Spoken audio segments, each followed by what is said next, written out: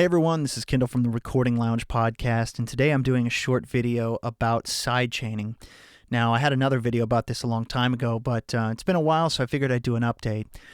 So what is sidechaining? There are a couple types of sidechains that we have, but for the most part, sidechaining is sort of a method of telling a processor how to react, okay?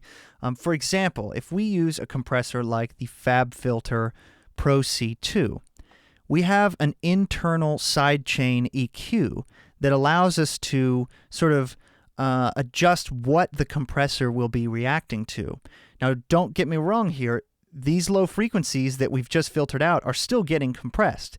It's that we are telling the compressor how to react. So it's almost like we're saying, hey, pretend that the incoming signal is EQ'd this way, and then compress it like that, okay? But we also have external sidechains, and external sidechaining is kind of what I'm talking about today, which is when another track is controlling how this compressor reacts. It's not being controlled by what's going through it. It's being controlled by something else. So the most common way I think that people use this is sidechaining kick and bass. As you probably know, there's often a competition with the kick and the bass to both be heard, but both be full, but both be punchy and sound tight together. And I've got a track here that's a great example of the kick and the bass sound great on their own. I'm going to go ahead and bypass this compressor. The kick and the bass sound great on their own, but they're kind of fighting a little bit. They're both kind of competing.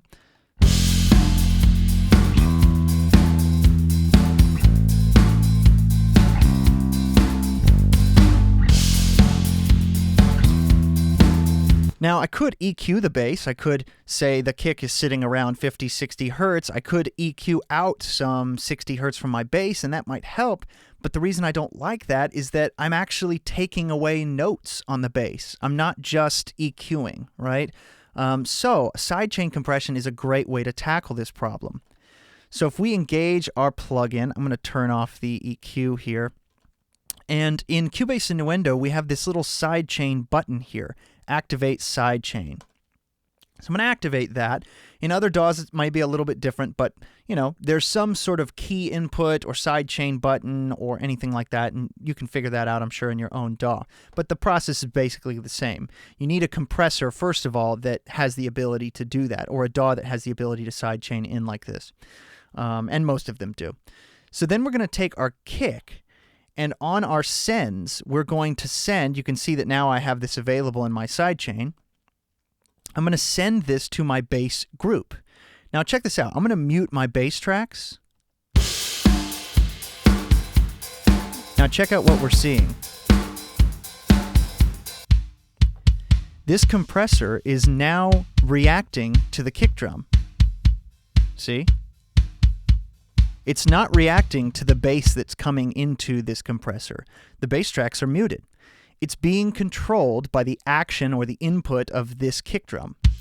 So generally, when we're sidechaining kick and bass, I like a fairly high ratio, 4, 6, 8 to 1, and a pretty fast attack, and I generally like to use the clean mode, sometimes the punch mode. I might leave it on the punch mode this time. And I generally want a pretty quick release, but I want it to feel good in time. Like I don't want this, because that's going to make it real slow. Now, you might want to do this for effect if you're sidechaining, say, a synth, and you want it to go mwah, mwah, you know, that sort of thing, almost like the EDM type sidechain. You might want to slow down the release for that. But for this, I want it just fast enough to tighten up the bass, but not enough to really ruin the groove that I've got going on. So let me hear the kick and the bass by themselves.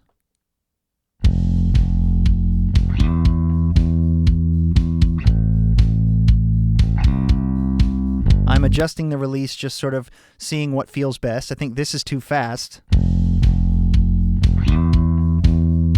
But this is too slow. So somewhere in between.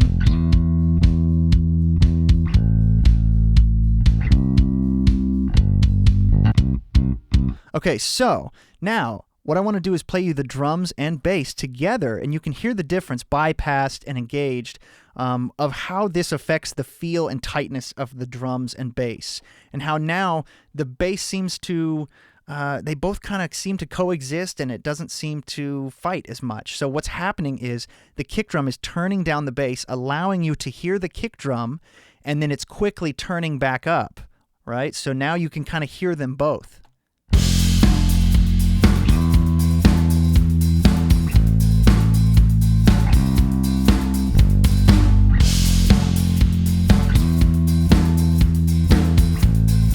Without the sidechain compression,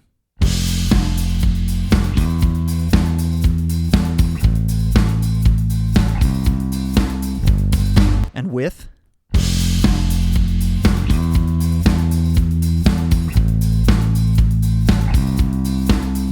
you might need to listen on good speakers or headphones to really hear and feel that difference. But it actually really does help sort of allow each to kind of have their moment. The kick has its transient, and then the bass kind of swells up. And again, this is a very quick action that's going on.